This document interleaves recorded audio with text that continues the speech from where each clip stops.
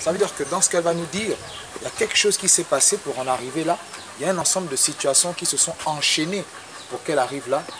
Mais parce que maintenant, il y a quelque chose qui est en train qui va se passer avec le Seigneur, qui va amener à ce que cette histoire prenne une autre tournure.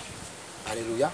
Parce que, rappelez-vous bien, mieux vaut la fin d'une chose que son commencement. Ce n'est pas ce qui est là, le fait que ces champions soient comme... Ce sont des champions. Amen. Amen. Ce sont des champions. Alléluia. Amen. Ah, Seigneur, je vais passer cette vidéo. Je vous aurais montré la vidéo de quelqu'un, alléluia, vraiment pour entrer dans le témoignage, qui a un témoignage, pour qu'on puisse être situé. Alléluia. Parce qu'à partir de là, on reviendra une autre fois. Et ce témoignage aura pris. Amen. Amen. Bien sûr que oui.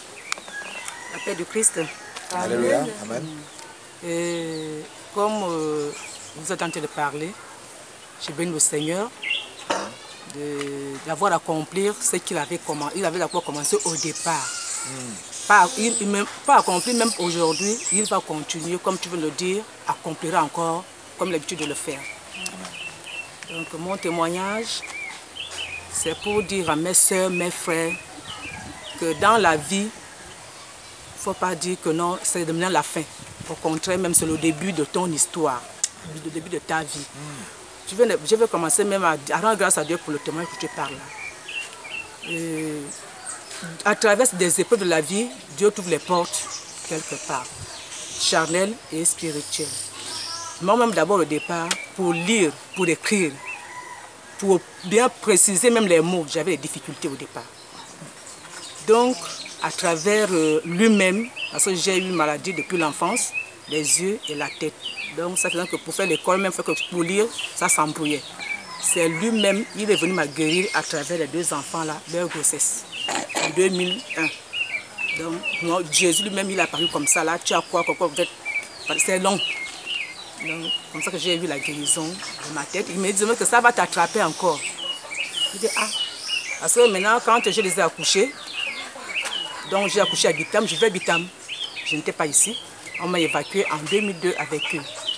Sans vous mentir que le poids pesait d'une que je n'ai jamais vu. Et puis après, j'ai su que, ah, effectivement, ce qu'il avait dit était vrai. Parce que je portais les enfants, un à gauche, un à droite. Il n'avait pas le temps pour les écarter les pieds, pour les attacher derrière, pour sortir avec eux. Donc, depuis 2002, quand on m'a évacué ici à Libreville, j'ai commencé le démarche. Jésus a fait grâce. Je ne suis pas... je n'ai pas un travail quelque part. Depuis ma naissance jusqu'à présent, je me débrouille à faire le commerce depuis Bitam jusqu'ici là. Et quand j'ai fait ces enfants, je dis Seigneur, qu'est-ce que c'est quel accident? Je dis bon, on m'évacue, je suis venue. Et pour vous faire ce témoignage, c'est là que j'ai fait 18 mois sans prise en charge. Mais pas prise en charge que à l'hôpital général, j'avais la prise en charge, mais il fallait faire des interventions à l'HPO. Donc à l'HPO, je n'avais pas de moyens pour rentrer autant comme on vous connaît avant. Donc il fallait l'argent. Bref, le Jésus-Christ de Nazareth, il a fait sa volonté. À 18 mois maintenant, j'ai eu la prise en charge. J'ai fait 4 mois et 7 jours à la pédiatrie de Vendo. Et la nuit me coûtait 80 000 les deux. J'ai compté sur les 4 mois et 7 jours, m'a fait 11 millions et quelques. Ce n'est pas moi qui ai payé cet argent. Seulement que les nuits que j'ai passées, que je vous parle. Donc les interventions sont ailleurs. Chacun d'eux a eu 3 interventions. Donc comme vous voyez là, donc il y avait les fentes palatines à l'intérieur, donc des membres, la hernie, comme vous voyez là, donc chacun d'eux. Donc c'est Dieu lui-même qui a fait grâce. Je vous dis que je n'ai pas de travail.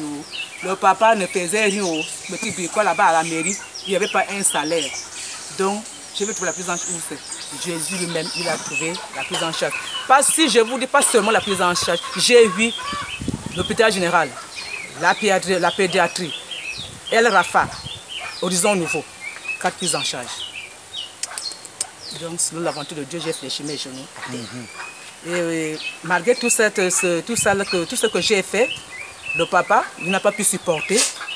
Donc, lui-même, il est parti. C'est ce que je peux vous dire que je veux bénir les femmes qui élèvent des enfants seuls, que ne soient pas découragés.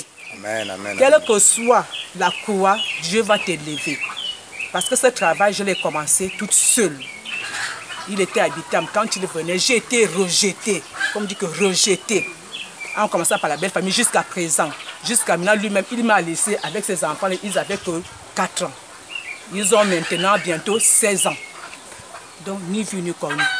Rien qu'il envoie. J'ai continué avec l'église, le soutien des frères et des sœurs que le Seigneur envoie par-ci, par-là. J'étais là en train de louer. Là où je louais là maintenant, là, j'ai fait presque 9 ans. On me dit, sors de la maison. Bien d'abord de sortir de la maison, mais le Seigneur m'avait d'abord parlé que 2017, tu dois libérer la maison. Je dis, ah, bon, bref, je crois peut-être que j'ai mal entendu.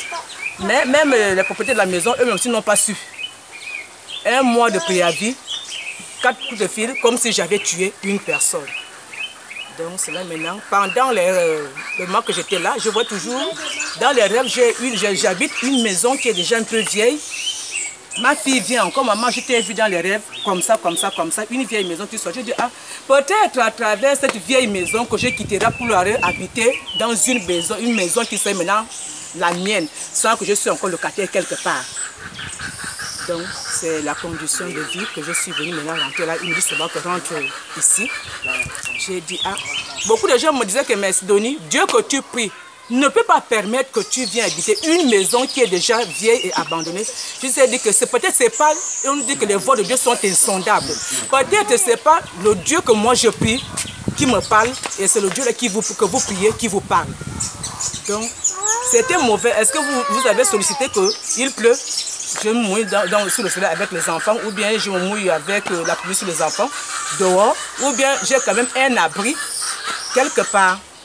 Ils m'ont dit, ah oui, il vaut même de rester là où je suis d'accord. Donc, chacun de nous écoute la parole de Dieu et entend la voix de Dieu comme il entend. Hein. Voilà ce que moi j'ai entendu. Maman Sidonie, en dehors de tes difficultés personnelles, en dehors de tes jumeaux, qui ont vraiment été le début de ta descente, nous avons remarqué lors de l'entretien de la dernière visite quand on est venu ici, que vous avez aussi recueilli des enfants abandonnés et vous avez également des orphelins en charge. Et par-dessus tout, vous avez également une vieille dame qui a été abandonnée par ses parents. Est-ce que vous pouvez nous dire là, dans cette vidéo, comment est-ce que vous avez trouvé la force, comment vous pouvez arriver à avoir vous-même de telles difficultés et aller encore au secours des autres?